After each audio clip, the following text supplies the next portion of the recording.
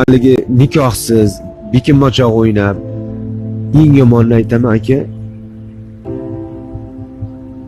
Siz o'shani bitta o'rtog'ini xonadoniga kirib, uni ayoliga ko'z olaytiradigan erkaklarni uchratib qolyapman. Uchratib qolyapman shunaqa erkaklar. Ko'z olaytirib, keneyi bilan SMSlashib yurib, o'rtog'i bilan aka-uka eri bilan. Keneyi bilan SMSlashib, kerak bo'lsa ushlab olganda o'zlari yozuvdilar deb kashalarni men yaqin mana shu kunlarda ham ko'rib qolyapman.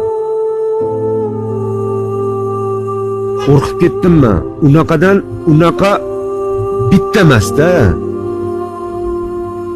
5-6 ta aka-ukalarni, akaxonlarni uylariga borib, keyin kelajakda bilsak, u akani uyiga ko'p boraverishdan maqsad kenayni o'ramoqchi bo'lyapti.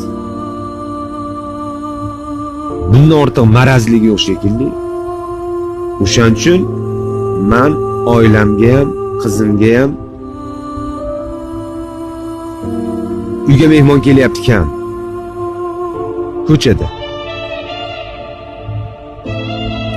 Oldin edi, yoshligimizda edi u. Mamtlar toza paytda edi u. Uyga mehmonlar kelyapti, joy qilib qo'yinglar. Hozir endi menimcha shart emas.